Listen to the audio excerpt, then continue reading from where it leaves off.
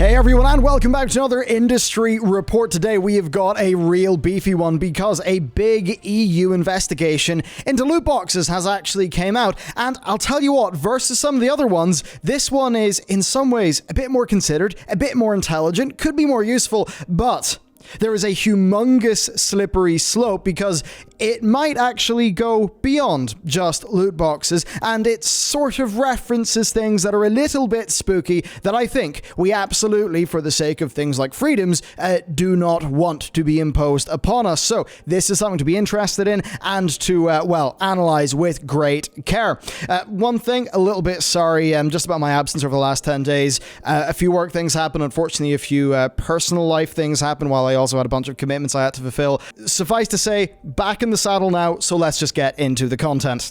So getting into it, this is a report basically made by an internal consumer protections committee of the EU, and, you know, when we first saw it, we thought, oh, another loot box report. We've done loads of those before, and you could be forgiven for thinking that, but I mean, because yeah, these reports often they have nothing new. They often add little to the debate. They're often kind of poorly researched, sparsely researched, sparsely sourced. This one's a bit different though. Gotta be real. It's better research than most of the ones we've seen. It employs a pretty wide range of methodologies. It seems to actually be talking to genuine experts in the field, and it actually talks about being aware of limitations of things like the data that we've got, some of the current methodologies, parents reporting for their kids, things like that, which I think is good to know. And while reports often seem really desperate to sort of wrap everything up into a bow at the end, this one presents more of a forward-thinking sort of recommendation with a bit more nuance than just saying we should ban everything or go home, or we should simply regulate loot boxes as gambling, because it actually doesn't say that.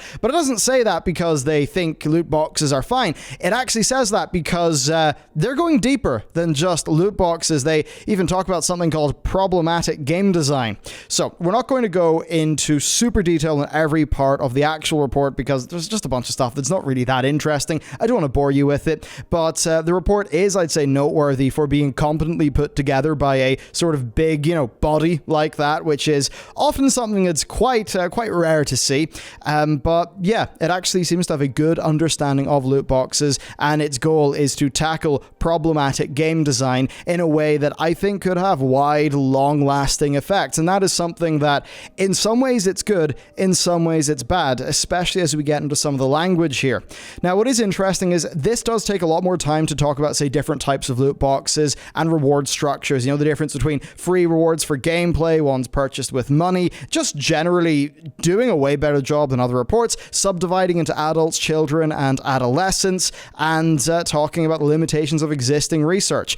All of that stuff is actually really good to see. It does seem like a solid report. But really what matters is when we get into the recommendations for this. So some of the recommendations are honestly things that just seem like a bit of a victory for common sense more than anything else. There are ones such as, emphasizing that parental control mechanisms, that they're not particularly useful if they're not turned on. This is something I've harped on about for a long time, that it really pisses me off, the idea of parents having tools, not using them, and then the government feeling like they're being forced to do parenting. To me, that's like so much of what is a problem and a lack of responsibility in society. So to be honest, that pisses me off at a deep level, but it is true that those parental tools are not used by a wide portion of people, and that's really what leads to a lot of the problem stuff actually being enabled. That said though, kids and teens are smart as hell. They're always smart than their parents give them credit for, and they can just about always get around things. I know I certainly did when I was younger. Now, the report also recommends, though, that the actual effectiveness of existing measures, like things like showing you the odds of maybe a loot box, that we actually need to determine if those are even a useful thing, and that they're not, like, if they're not actually going to do anything to help, like, counter problem gambling, then, they're not actually a solution to the problem. Now, that is kind of interesting in principle because the games industry has long said that, oh, well, we're actually giving you all these protections, we're giving you the odds, is that not enough? This report is saying that if it's not moving the needle, And if your interventions are not working, then we're basically not going to count them. So I think that is actually really interesting. But what is the most interesting to me actually is that it's not all about banning loot boxes outright, because this report actually says that doing that would be little more than a short-term solution to a longer-term issue. And they really try to be going to the first principles of this, and they think that loot boxes are really just a manifestation of what they define as problematic game design. Now, problematic game design, that is a big, vague term, and it could mean just about anything to anyone. Overall, though, the report does encourage more research, right, into like the known psychological design techniques with an aim of improving consumer protections, which I think is good, but it does threaten formal EU regulations as a last resort. And that's where we need to start actually talking about longer term thinking and calling out some of the more curious parts of how this report is actually put together. So the report basically declares that actions taken by specific countries, you think about, say, Belgium as an example, that those are actually not really a great idea. And that's for a few different reasons. One of them is a very EU-centric one of saying that having these unique rules in different markets basically fragments things and it goes against the single market principle of the European Union. So there essentially is that. But also, they're basically saying that what they actually need is a coordinated EU-wide approach, which, again, that's something that I think what people think about that is going to depend very greatly on at what level they feel the EU should be legislating, for things that actually impact its member states. But certainly if this was to come in at an EU level, it would be bloody massive. Think about it. FIFA Ultimate Team was 27% of EA's revenue. Now, FIFA, that is football, or as the Yanks call it, soccer, right? Sorry, I'm not trying to diss you guys, but that's a very big Euro thing, right? In the UK, in, the continent of Europe, that game is massive. There is a lot of FIFA Ultimate Team revenue coming from those territories. So if something like that was to happen, that would be basically a foundational problem for EA, because it's 27% of their revenue. Imagine any business losing that much or having that much be put at risk. So you can be pretty damn sure that there'll be a lot of lobbying against this one. You can definitely expect that. But I think it's really when you go deeper in this report that it's interesting, because it's a sort of situation they're really saying that loot boxes could be, basically it's a better the devil you know situation, right? Like, if there's the devil at least you know it and you can deal with it. Where they're really saying like, you could ban these loot boxes, but then something even smarter, even more insidious, even more psychologically active could actually be implemented. And in that case, well, all you've done is you've banned loot boxes. You've not banned what this report is classifying, or not banned, but regulated what this report classifies as the foundational issue, which is this concept of problematic game design. And that is something that I believe over here we call a slippery slope. And I know that slippery slope arguments are some of the easiest to make and probably the hardest to actually have stand up, but well, I think that there are times that they are worth making. Now, these recommendations made in this report generally feel right to us when we think about how we emotionally engage with the plight of loot boxes and what they have done to so many games in our industry. Really, if you could make a choice, right? $60 games with loot boxes and BS, or just $80 games, $85 games that are a total a la carte experience, you'd probably choose the latter. That said, of course, they just charge you $80 for the game and then, of course, shove it through full of microtransactions anyway, but you get my point. So this stuff feels right, but that phrase, problematic game design, is used multiple times in this report, and it's never defined well, like never defined in a clear way. And when it comes to anything that is like legal or a report by a government body, the one thing you have to watch out for is just woolly language that could basically be interpreted to do, well, kind of whatever. That's the stuff you've got to worry about.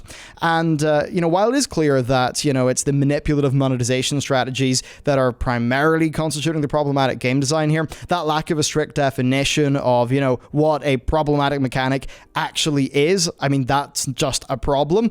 And I think the pitfalls of this sort of slippery, definition can already be seen, actually, when you go into the report and they talk about undesirable behavior like excessive screen time. And it also talks about, addictive game design. But here's the thing.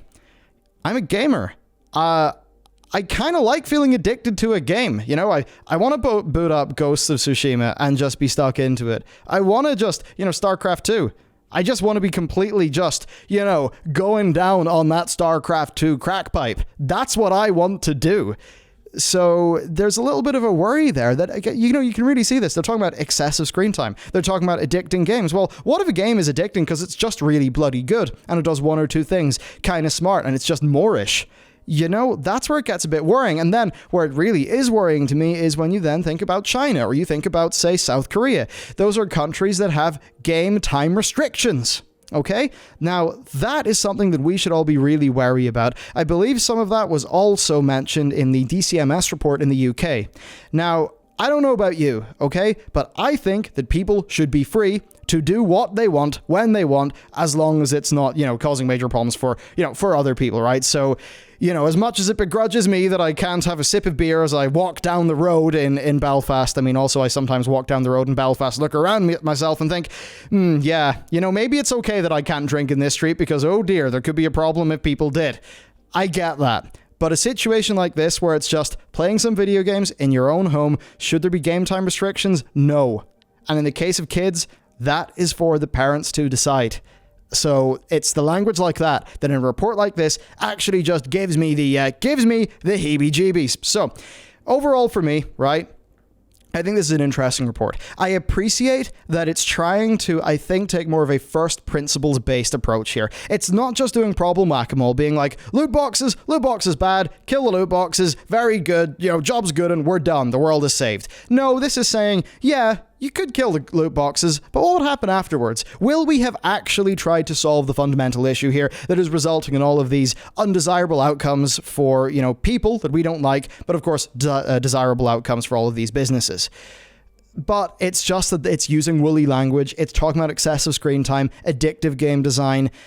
It is just tricky to actually pin that down. So for me, it's good that there's a report that's thinking in first principles, that's trying to be a little bit more big picture. I do appreciate how well crafted it was in those regards, but there are those slippery slope things. You know, look, I will admit a little bit of bias to you here. I do just have a fundamental suspicion against the governments being able to legislate things effectively. And I know there are loads of times where those things do work, but, you know, in things like this, especially in new industries, I'm always just a bit skeptical of it, to be honest. Like, it would actually work, or like the people who are wielding that power would truly understand what they're interacting with. Now, I will say this report showed more understanding than most, so I will give them credit there. But certainly this is something to look at with a bit of, I'd say, nervous caution. And some of that nerves is in a bad way. Like, we're nervous that maybe we could start, maybe, look, in 20 years, maybe, you know, the people who are watching this channel, we have kids, maybe our kids actually have got to deal with screen time restrictions. I don't want that, okay? That's the nervous bad. There is a bit of nervous good, where it's like they are actually thinking about the problem here at a deeper level, and that could be good. So really what I'd like to hear is your perspective on this. Are you, you know, do you think this is more good than bad? What do you think about those slippery slope arguments or worries that I think many of us would have when we see some of the specific yet ill-defined language in this report? So do let me know. Thank you very much for watching this report as well. I mean, I truly am sorry that our output fell over the last while. In one way, it was for an incredible reason for the personal lives of one of our team members that we're all very happy about. I just, you know, don't know if that's something, yeah, it's okay for me sharing, but suffice to say, some really good news there. But then, you know, yeah, a bit of my life just honestly fell off the saddle, and I'm trying to get back up on it now. So hopefully near daily videos on this channel. Cheers for sticking with us. And with that said, I'll see you next time.